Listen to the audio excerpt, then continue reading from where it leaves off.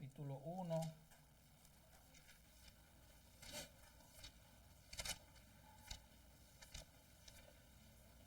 Colosenses capítulo 1.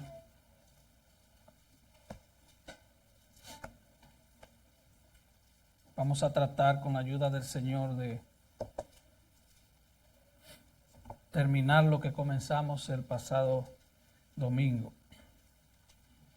Vamos a leer nuevamente el versículo 15 para entrar en contexto. Y así leemos del 15 al 19. ¿Estamos listos? Así dice la palabra del Señor. Él es la imagen del Dios invisible, el primogénito de toda creación, porque en Él fueron creadas todas las cosas, las que hay en los cielos y las que hay en la tierra, visibles e invisibles, sean tronos, sean dominios, sean principados, sean potestades. Todo fue creado por medio de Él y para Él. Y Él es antes de todas las cosas y todas las cosas en Él subsisten. Y Él es la cabeza del cuerpo que es la iglesia, el que es el principio, el primogénito de entre los muertos, para que en todo tenga la preeminencia, por cuanto agradó al Padre que en Él habitase toda la plenitud. Amén. Vamos a orar y vamos una vez más a pedir al Señor su bendición. Padre, nos acercamos nueva vez a este pasaje de las Escrituras tan rico en contenido, tan rico en teología, que es imposible poder expresar en nuestro lenguaje humano todo lo que eso significa. Pero Padre, ayúdanos en esta hora a traer luz a este texto a través de tu Espíritu y aplica tu palabra con poder en cada corazón, Señor, porque te lo pido en el nombre de Jesús. Amén. Puede tomar su lugar. Cuando analizamos la historia de Estados Unidos, encontramos datos muy llamativos.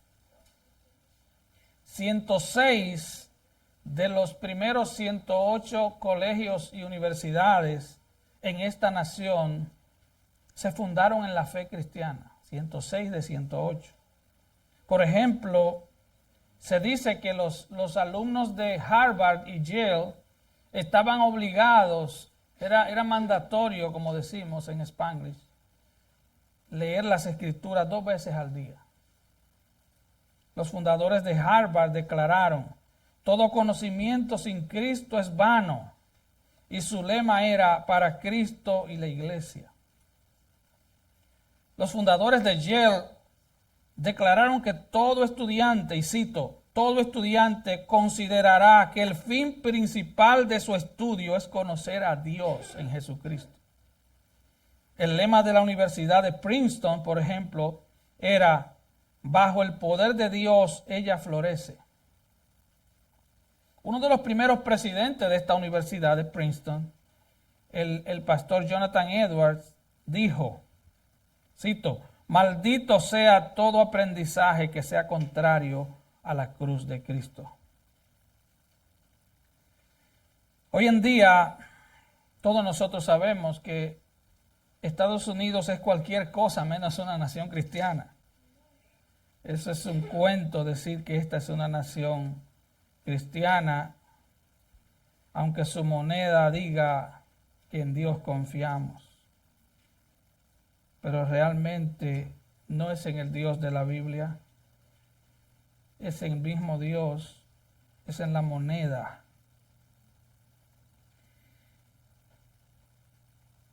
El gran problema de esta nación no es que hayan sacado la oración y la lectura bíblica de las escuelas y universidades.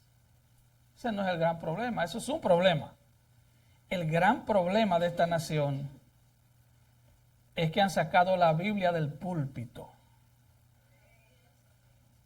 El gran problema de esta nación es que para muchos padres cristianos, la Biblia es como algo ornamental en su casa y en sus vidas. Esa es una tragedia. La Biblia ha sido sustituida por psicología, humanismo y política. Y como todos ustedes saben, en nuestra misión, en este pequeño remanente en el cual Dios nos ha puesto a cargo, enseñar las Sagradas Escrituras. Dice Pablo, las cuales nos pueden hacer sabios para la salvación que es en Cristo Jesús. Como explicábamos el domingo pasado, primera de Colosenses 1:15, Él es la imagen del Dios invisible, el primogénito de toda la creación. Hoy vamos a entrar en los versículos 16 al 19 y esperamos en el Señor poder concluir ese pasaje. Mira lo que dice el 16, porque en Él fueron creadas todas las cosas, las que hay en los cielos y las que hay en la tierra, visibles e invisibles, sean tronos, sean dominios, sean principados, sean potestades, todo fue creado por medio de Él y para Él. Como vimos la semana pasada, Jesucristo tiene la supremacía, la mayor jerarquía sobre toda la creación, sobre todo lo creado. Y si te preguntas por qué, el versículo siguiente nos da la respuesta. Él lo creó todo. Si hay alguien que creó todo, tiene que ser mayor que todo lo creado. Es algo hasta de sentido común. Juan 1:3 dice, todas las cosas por Él fueron hechas y sin Él nada de lo que ha sido hecho fue hecho. En Él fueron creadas todas las cosas. Él es el Dios creador. Y Él creó todo para Él mismo y para su propia gloria. Hebreos 1:2 dice, por quien también hizo el universo. Los billones y billones de galaxias conocidas y desconocidas fueron creadas por Él. Todo fue creado en Él, por medio de Él y para Él. Alguien lo ilustró de esta manera. Él dijo, cuando vas a construir una casa, primero contratas a un arquitecto. Por lo menos aquí en Estados Unidos es así. El cual plasma en papeles la visión de la casa que tú quieres. Después que tiene los planos, los blueprints, como dicen en inglés, buscas un constructor o una compañía constructora para que comience a ejecutar las líneas y los planos que se han desarrollado. Y el constructor construye tu casa. Después te mudas a esa casa y como sabemos, al pasar el tiempo, la casa va a necesitar mantenimiento, porque si no le da mantenimiento, se te cae encima. Y este pastor explica lo siguiente, dice, lo que quiere decir el versículo 16, número 1, es que Jesucristo es el arquitecto. Él fue el que hizo los planos del universo, de todo lo que se ve y de todo lo que no se ve. Él es el maestro constructor. Él fue también quien le dio vida a esos planos. Y número 3, Él es el jefe de mantenimiento de su universo. Él es que sostiene su universo con su palabra. Así que Él es arquitecto, constructor y quien lo sostiene. Todo fue creado en Él, por medio de Él y para Él. Para que tengamos alguna idea, ¿cómo es el universo? Voy a leer algo. Dice, el universo está formado por más de 125 billones de galaxias hasta ahora conocidas. Una galaxia se compone de cientos de millones de estrellas. ¿Cuántas estrellas creó Dios? Una estrella es una masa de gas incandescente y caliente. Los astrónomos modernos dicen que hay más de... El número es un 1 con 22 ceros. Yo no sé pronunciar eso. Sin telescopio, tal vez algunos de los matemáticos e ingenieros que hay aquí me ayuden al final. Sin telescopio, dicen ellos, se pueden ver hasta 5,000 estrellas. O sea, si usted se dedica a la tarea, como le dijo el señor Abraham, de contar las estrellas, es probable que usted llegue a 5,000. algunas son 500,000 veces más calientes que el Sol. Ahora, ¿cómo es el Sol? El Sol es una de 100 billones de estrellas en el universo. Según la ciencia, el Sol mantiene el sistema solar unido por la fuerza de la gravedad. El centro del Sol tiene una temperatura de 16 millones de grados Celsius. Y el exterior del Sol, 5.500 grados Celsius. Según los científicos, el Sol puede seguir brillando así por 6 billones de años más. ¿Cómo es la Tierra? 12.000 kilómetros de diámetro, 149 y pico de millones de kilómetros lejos del Sol, a 8 minutos a la velocidad de la luz del Sol, compuesta por 1.35 quintillones de toneladas cúbicas de agua. Para que entiendas algo, si le abres un hoyo al Sol, podrías entrar allí 1.200.000 planetas Tierra y cabrían lo más cómodo. Hermanos, solo hay una razón para creer en la teoría de la evolución, y es incredulidad. Se necesita más fe, se necesita una super fe para creer que el mundo se creó a sí mismo. ¿Se imagina usted decir que todo surgió fruto de una explosión? Wow. Yo te pregunto, ¿sería posible que un Ferrari fuera creado fruto de una explosión? Te lo voy a poner más sencillo. ¿Sería posible que un teléfono inteligente fuera creado fruto de una explosión? ¿Sería posible que un carro de Fórmula 1 que tiene más de 300 sensores fuera creado fruto de una explosión? Una explosión no puede crear algo así. Así que cuando alguien niega que Dios es el creador del universo, su problema no es intelectual. No, su problema es moral. Mira lo que dice Pablo en su carta a los Romanos, Romanos 1:18. Porque la ira de Dios se revela desde el cielo contra toda impiedad e injusticia de los hombres que detienen con injusticia la verdad. Eso es lo que están haciendo los científicos, muchos de ellos. Porque lo que de Dios se conoce le es manifiesto, pues Dios se lo manifestó. ¿Cómo? Porque las cosas invisibles de Él, su eterno poder y deidad, se hacen claramente visibles desde la creación del mundo, siendo entendidas como por medio de las cosas hechas. Y dice Pablo, de modo que no tienen excusa.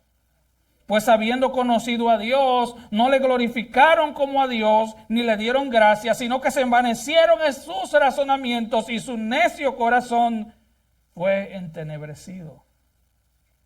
Así que pensar solamente que Dios no es el creador es un problema moral muy serio. De vuelta a Colosenses 1:16, porque por Él fueron creadas todas las cosas. Y ahí habla de las que hay en los cielos, las que hay en la tierra, visibles e invisibles. Sean tronos, sean dominios, sean principados, sean potestades. Ahí hay varias clases de ángeles. No sabemos de manera exacta los rangos ni las jerarquías de los ángeles. Sabemos que hay organización en los ángeles, pero no nos vamos a detener ahí porque no podemos ser dogmáticos con algo que la Biblia no nos revela ciertamente. Pero lo que Pablo sí quiere dejar claro aquí es que Jesús no es uno de esos ángeles. Él es el creador. Él es el que creó todas estas criaturas. Pablo en Efesios 1:21, hablando de su relación con los ángeles, dice que Cristo está sobre todo principado y autoridad y poder y señorío y sobre todo nombre que se nombra no solo en este siglo, sino también en el venidero. Y hablando de Cristo, Filipenses 2:9 al 11 dice, por lo cual también Dios le exaltó hasta lo sumo y le dio un nombre que es sobre todo nombre, para que en el nombre de Jesús se doble toda rodilla de los que están en los cielos y en la tierra y debajo de la tierra, y toda lengua confiese que Jesucristo es el Señor, para gloria de Dios Padre.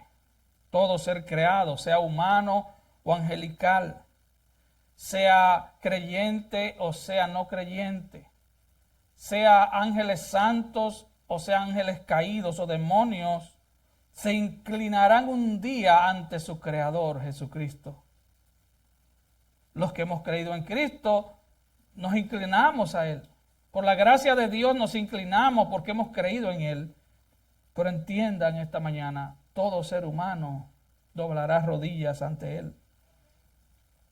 Él es antes de todas las cosas, dice Colosenses 1:17.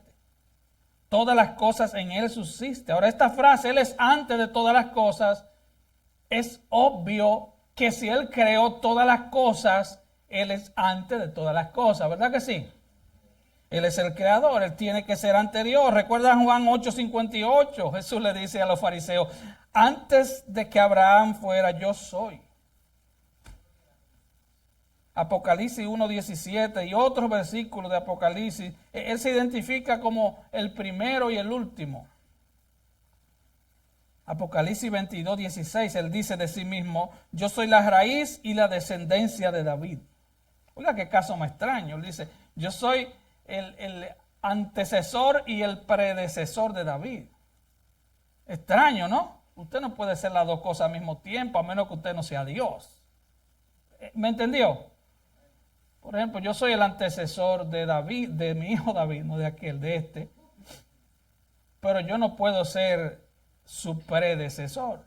Yo no puedo ser un hijo de él. En el caso de Jesús, Él fue el creador. Él fue antes de todas las cosas. Y en su tiempo en esta tierra, entonces Él fue un descendiente de David. ¿Me están entendiendo? Seguimos con Colosenses, la parte B del versículo 17 dice, y todas las cosas en Él subsisten. ¿Qué significa eso? Todas las cosas, recuerde, se está refiriendo al universo, a todo lo creado, todas las cosas en Cristo subsisten.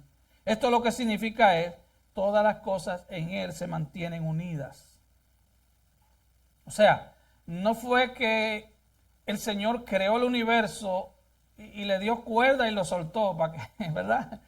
Lo soltó para que funcione solo. No, todas las cosas en Él subsisten.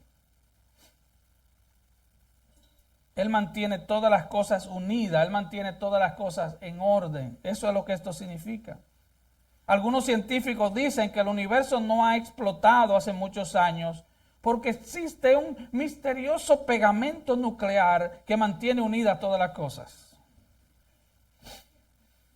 Es tan misterioso que tienen cientos y cientos de años rompiéndose la cabeza, gastando billones de dólares investigando.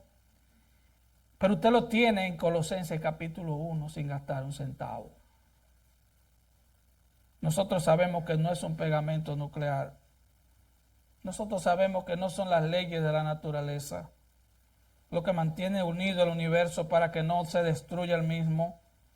Nosotros sabemos que es Cristo. Está ahí y usted lo puede ver gratuitamente. No tiene que ir a Harvard a estudiar, qué sé yo, ingeniería astronómica, si es que se dice así. Hebreos 1:3 dice, Él sustenta todas las cosas por la palabra de su poder. Él sustenta todas las cosas. Él sostiene todas las cosas. Él mantiene unidas todas las cosas. Él mantiene en orden todas las cosas. R.C. Sproul decía, no hay moléculas sueltas en el universo de Dios. No hay nada suelto. Él está en control absoluto. Y alguien dirá, de las cosas grandes. No, también de las pequeñas. Recuerde, para un Dios como nuestro Dios no hay cosas grandes. Todo es pequeño. Todo se empequeñece ante la majestad de tal Dios. Todo es pequeño. Mire, hermano, si la rotación de la Tierra se pusiera más lenta o más rápida, o nos congelaríamos o nos quemaríamos.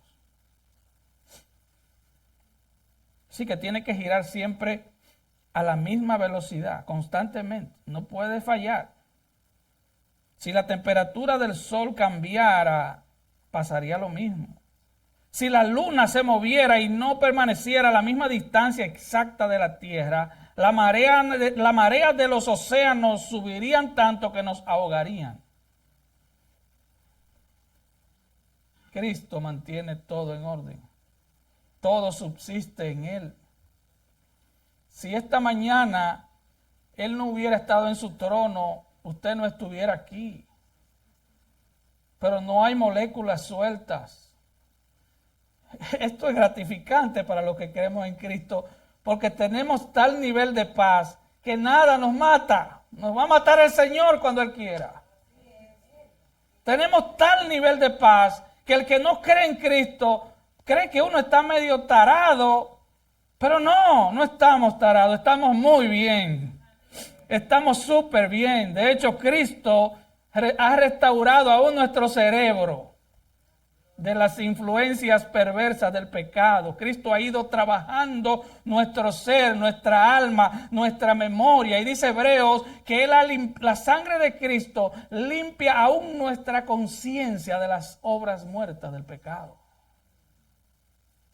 ¿Quién entonces mantiene todo en orden? ¿Quién mantiene todo unido? Pablo dice, inspirado por el Espíritu Santo, Jesucristo el Señor. Carl Darrow, un físico de los laboratorios Bell en la ciudad de Nueva York, hablando de la composición del universo, dijo, estos núcleos no tienen derecho a estar vivos en absoluto. De hecho, nunca deberían haber sido creados. Y si fueron creados, deberían haber explotado al instante. Sin embargo, están ahí. Él nos explica cómo el mundo no ha explotado hace miles de años. George Gamow, profesor de física en la Universidad George Washington, dijo, cada objeto del universo es un explosivo nuclear potencial. Pero no explotan. ¿Por qué? Porque el Señor sostiene todas las cosas con la palabra de su poder. Él es quien impide que no explote. La ciencia puede llamarlo pegamento nuclear, la ciencia puede llamarlo como sea. Otros dicen, no son las leyes de la naturaleza. Oye, hermano, por el bien de su alma, no vaya a creer semejante tontería. Las leyes de la naturaleza son un intento tal vez legítimo de muchos científicos en querer explicar los fenómenos extraños del universo. Ellos tratan de explicar y se quedan muy cortos. Así que no existe tal cosa como madre naturaleza. Hay un padre creador, hay un hijo creador. Y es el creador Jesucristo, en quien todo subsiste y en quien todo se mantiene unido por su palabra. Llegará un día en el calendario de Dios en que todo cambiará. Escuche como lo dice Pedro. Segunda de Pedro 3:7 en adelante. Pero los cielos y la tierra que existen ahora están reservados por la misma palabra, guardados para el fuego en el día del juicio y de la perdición de los hombres impíos. El Señor no retarda su promesa, según algunos la tienen por tardanza, sino que es paciente para con nosotros, no queriendo que ninguno perezca, sino que todos procedan al arrepentimiento. Pero el día del Señor vendrá como ladrón en la noche, en el cual los cielos pasarán con gran estruendo, y los elementos ardiendo serán deshechos, y la tierra y las obras que en ella hay, incluyendo tu casa y tu carro, serán quemadas. Y dice versículo 11, puesto que todas estas cosas han de ser deshechas. No fue que el pegamento se le venció la garantía. No. Fue que llegó el día de Dios. Puesto que todas estas cosas han de ser deshechas, ¿cómo no debéis vosotros andar en santa y piadosa manera de vivir? Esperando y apresurando para la venida del día de Dios, en el cual, y Pedro repite, en el cual los cielos encendiéndose serán deshechos y los elementos siendo quemados se fundirán. Todos explotarán. Ese día sí.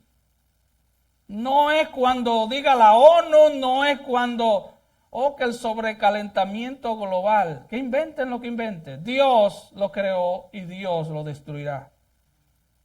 Pero nosotros esperamos. Oiga lo que esperamos. Según sus promesas, cielos nuevos y tierra nueva en los cuales mora la justicia. Y él dice, por lo cual, oh amados, estando en espera de estas cosas, procurad con diligencia ser hallados por él sin mancha e irreprensibles en paz. Y tened entendido. Oye, amigo que me escuchas, entiende que la paciencia de nuestro Señor no es para que peques más y sigas tu vida loca. La paciencia de nuestro Señor es para salvación. Como también dice nuestro hermano Pablo, dice, la paciencia del Señor es para salvación. La paciencia del Señor no es para que andemos brincando la tablita. Tengo un pie aquí y el otro allá. La paciencia del Señor es para que le busquemos mientras haya tiempo. La paciencia del Señor es para que busquemos de su presencia, es para que le busquemos a Él, es para que santifiquemos nuestras almas. Para eso es la paciencia del Señor. Eso nos lleva al versículo 18 y 19. Jesucristo en relación con la iglesia. Dice, y Él es la cabeza del cuerpo que es la iglesia. El que es el principio, el primogénito de entre los muertos, para que en todo tenga preeminencia. Jesucristo es la cabeza del cuerpo, que es la iglesia. Él es el jefe del cuerpo. Aquí a la iglesia se le llama el cuerpo de Cristo. En la Biblia hay muchos nombres para la iglesia. Familia, reino, viñedo, rebaño, manada pequeña, edificio, novia. Pero aquí Pablo nos menciona a la iglesia como un cuerpo. Cristo es la cabeza, nosotros somos las extremidades, nosotros somos los órganos y partes que funcionan en respuesta a la cabeza. Vemos eso en Romanos 12 y en 1 Corintios 12. Romanos 12, 4 dice, porque de la manera que en un cuerpo tenemos muchos miembros, no todos los miembros tienen la misma función. Así nosotros, siendo muchos, somos un cuerpo en Cristo y todos miembros los unos de los otros. En otras palabras, no hay lugar para orgullo, no hay lugar para jactancia, no hay lugar para decir, porque yo soy maestro bíblico, yo soy más importante que tú que limpias el templo, o que tú que predicas en las calles. No hay tal cosa. No hay tal cosa. No la hay. Son miembros del cuerpo con diferentes funciones. 1 Corintios 12, Pablo lo explica mejor. Dice, porque así como el cuerpo es uno, hablando de la iglesia en sentido global, y tiene muchos miembros, pero todos los miembros del cuerpo, siendo muchos, son un solo cuerpo, así también Cristo. Porque por un solo espíritu fuimos todos bautizados en un cuerpo. Cuando tú crees en Cristo, tú eres bautizado en el cuerpo de Cristo. Y dice, sean judíos o griegos, sean esclavos o libres, sea que viniste a pie o tengas un Rolls Royce estacionado, tengas varias carreras universitarias o no sepas leer, tengas una tremenda cuenta bancaria o apenas tienes para comer hoy. Si eres cristiano, dice, a todos se nos vio a beber de un mismo espíritu. Dice, además el cuerpo no es un solo miembro, sino muchos, para que no haya desaveniencia en el cuerpo, sino que todos los miembros todos se preocupen los unos por los otros. Así está supuesta la iglesia a funcionar. No somos consumidores del evangelio, somos miembros de un cuerpo. Debemos orar los unos por los otros. Debemos amarnos sacrificialmente los unos por los otros. El llamado del evangelio es a soltar el egoísmo, es a salir de la burbuja y mirar la necesidad de tu hermano. El llamado del evangelio es usar los medios de gracia para matar ese orgullo con el que nacemos. Y alguien dijo que será el último enemigo en vencer. Hasta el ataúd no persigue ese enemigo, el orgullo.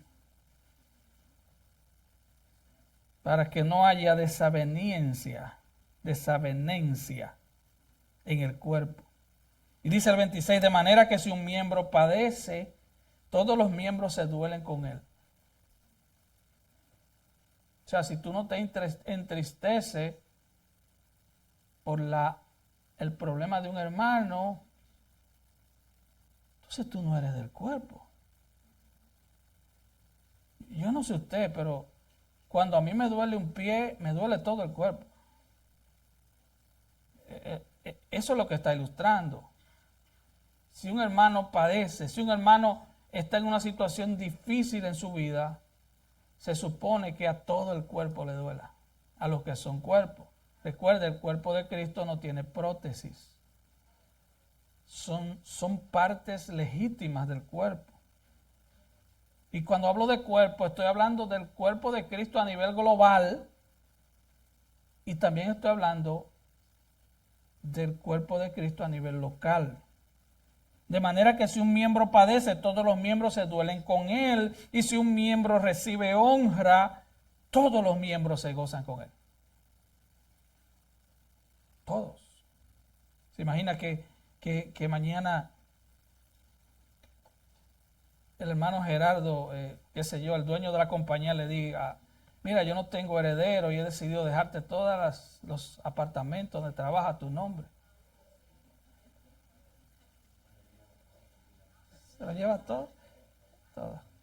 Entonces aparece un hermanito que dice, pero mira yo tengo 20 años en la iglesia y yo no tengo ni que caerme muerto. Esa no es la actitud. La actitud es, qué bueno, Señor, síguelo bendiciendo y que no se dañe. Que no se dañe, que las riquezas no lo vuelvan loco. Que siga siendo el mismo hermano humilde. Así que la iglesia es un organismo vivo y estamos inseparablemente unidos unos con otros. Como Él vive dentro de nosotros a través de su Espíritu, estamos unidos unos con otros. Todos nosotros nos ministramos unos a otros. No hay tal cosa como, yo soy el ungido. El apóstol Juan lo dice 2 veces en sus cartas. Usted tiene la unción del santo. Todo cristiano tiene la unción. Tiene el Espíritu Santo. Aquí no hay tal cosa como yo tengo unos superpoderes que me conectan con el cielo. Mi señal de Wi-Fi es más potente que la tuya. No. En una ocasión le preguntaron a Charles Spurgeon cuál era el poder de su ministerio, una iglesia de miles de personas. Y él le dijo, allá abajo en el sótano hay 300 hermanos orando. 2 horas antes de que comience el culto, hay 300 hermanos orando, intercediendo por las almas allá abajo. Y usted me ve aquí arriba, pero hay 300 abajo. Así que el ungido no era solamente Spurgeon, había 300 ungidos orando abajo. 300 anónimos que tal vez solo en la eternidad sabremos sus nombres, pero estaban ahí. Así que lo poco o mucho que tú hagas por el cuerpo de Cristo, recuerda que eso se está computando en los cielos. Y todos nosotros tenemos la responsabilidad de ministrarnos unos a otros. Esto no es asunto de un pastor o un diácono, esto es asunto del cuerpo, el cuerpo de Cristo. Por lo tanto, nosotros somos el cuerpo y Cristo es la cabeza. La cabeza no es un líder, la cabeza no es un falso apóstol, o abundan los apóstoles. Pronto veremos querubines y serafines, patriarcas, sí, porque nos encantan los títulos. Nos encantan los títulos. Nos encantan. Nuestra carne mala le encantan los títulos. Pero el único que tiene título en la iglesia es Cristo. Los demás tienen áreas de funciones, tienen llamados. Y hay que respetar los llamados, es cierto. No estoy tirando por el piso el ministerio pastoral. Lo que estoy diciendo es que cada quien, como dice Pablo, piense de sí mismo con cordura. Que nadie se exalte. Porque el único que es exaltado en la iglesia es Cristo. Él es quien gobierna, Él es quien guía y Él es quien alimenta. Eso es lo que significa ser cabeza. Guiar, gobernar y alimentar. Por eso Dios ha llamado a los hombres a ser cabeza del hogar. Guiar, alimentar y gobernar. Y añádale proteger. Cabeza del hogar. Así que no dependemos de los ángeles, no dependemos de visiones especiales de ciertos personajes super ungidos, super espíritus flauticos. No dependemos de eso, no dependemos de nuevas revelaciones, no dependemos de sueños. Si usted tiene un sueño, téngalo para usted. Tal vez el Señor a usted le quiere decir algo. Pero no dependemos de eso, dependemos de Cristo, de su palabra, del Evangelio. Todo fue ya revelado en la Biblia. Usted ve los canales cristianos de televisión y son un show de mal gusto. No tienen nada de Cristo. En su gran mayoría, sus programaciones son todas basadas en cosas que no son bíblicas y pidiéndote dinero para ellos mantener el Evangelio. Muchos de ellos tienen jets privados, casas de 10, 15, 20 millones. Y ellos están pidiendo para el Evangelio. Y hay millones de gente que caen en esa trampa. Segunda de Pedro 1:3, Pedro dice, todas las cosas que pertenecen a la vida y a la piedad nos han sido dadas por su divino poder. Ya nos fueron dadas. Aquí están. Es tan sencillo que parece que la gente se complica. Todas las cosas que necesitamos para esta vida y la venidera están en la Biblia. Ahí están. No dependemos de ningún otro conocimiento. Él es la cabeza. En la cabeza está el cerebro. Usted lo sabía, ¿verdad? En el cerebro hay una glándula llamada la glándula pituitaria. Es como la glándula del control master. Es la que controla la hormona del crecimiento y las demás glándulas. O sea, tú creces en respuesta a esa glándula que está en el cerebro. En la cabeza, si tú no te agarras de la cabeza, hablando espiritualmente, tú no vas a crecer en Cristo. El cerebelo es otra parte del cerebro que le llaman el armonizador de la acción muscular. Es lo que te ayuda a caminar y no perder el equilibrio. Es lo que te ayuda a estar parado, firme. Todo depende de la cabeza. Todo depende de Cristo. Todo depende de Él. De la misma manera, entonces Cristo es que hace crecer a los creyentes que se conectan a Él. Que se conectan a Él. Y por eso es tan vital la enseñanza clara de la palabra de Dios. Porque este es el instrumento que usa el Espíritu Santo. No es traerte un poco de psicología y humanismo y un par de cuentos para que te rías. No. Allá afuera está el mundo de maldad. Allá afuera el mundo es atrayente. Necesitamos a Cristo. Volviendo al versículo 18, Él es la cabeza del cuerpo, que es la iglesia, y Él es el principio. La palabra principio aquí se puede traducir como jefe, como pionero, como el que va adelante, como el superior, como el número uno, como la fuente. Así que Él es la fuente de la iglesia. Y dice, y Él es el primogénito de entre los muertos. Él fue el primero que resucitó con cuerpo glorificado. Él fue el primero que resucitó para no ver muerte jamás.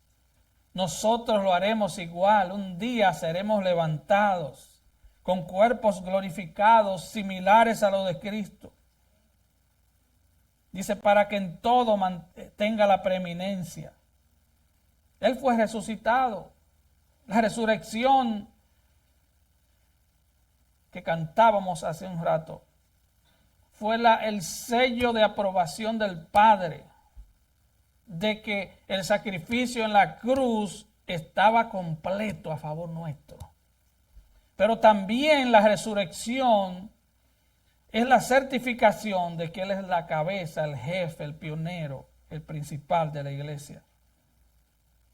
Así que Cristo es el punto de referencia de la historia.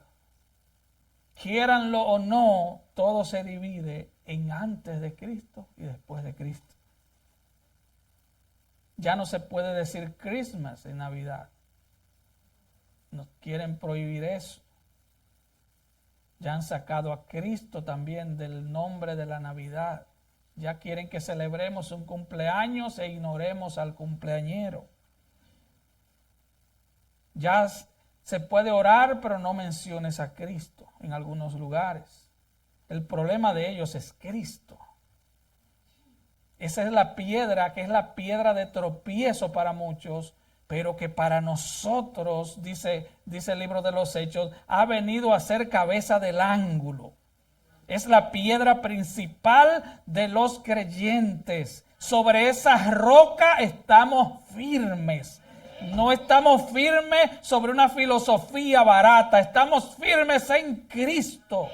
Nuestra vida está escondida en Cristo. Así que él dice versículo 19, y esto ya lo recoge todo, por cuanto agradó al Padre que en Él habitase toda plenitud.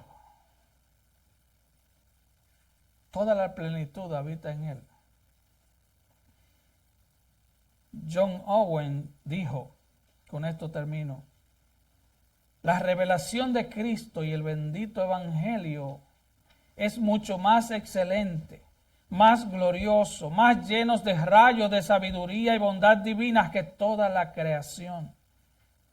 Sin el conocimiento de esto, la mente del hombre, sin importar cómo se enorgullece de otros inventos y descubrimientos, está envuelta en oscuridad y confusión. No importa cuántos títulos tengas, no importa cuánto sepas de esto o de aquello. Lo más excelente es Cristo. Y lo que necesitas conocer es a Cristo. Que tu vida sea una vida apasionada por Cristo.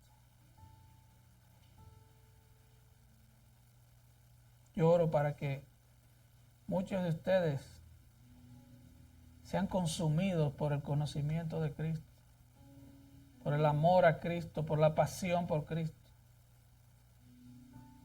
y que todo lo demás vaya perdiendo brillo.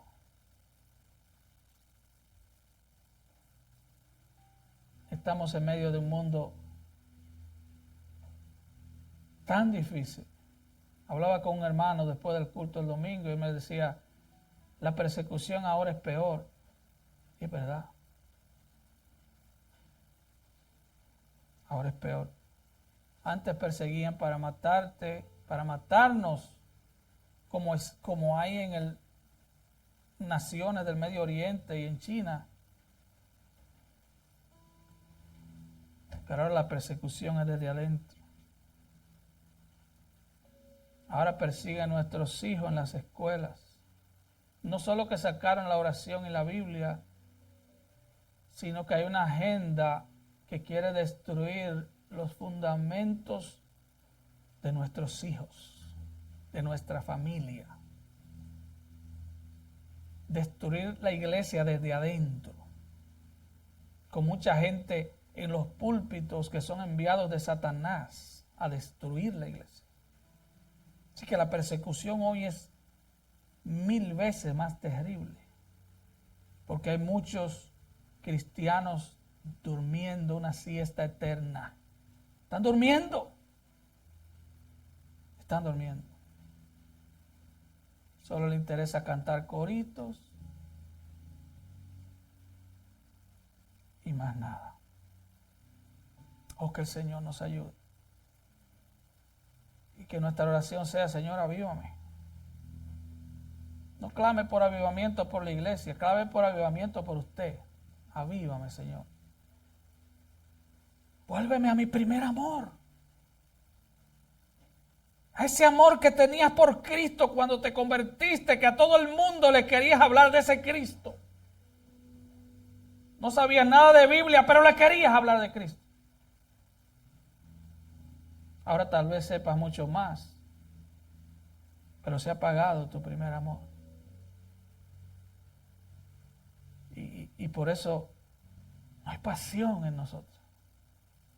Oh, que el Señor nos ayude, hermanos. Porque, recuerda, todo fue creado en Él, por Él y para Él. Tú le perteneces a Él. Nuestros hijos le pertenecen a Él. Sea que algún día sean salvos o no, toda la creación le pertenece a Él. Que el Señor nos ayude. Vamos a estar de pie.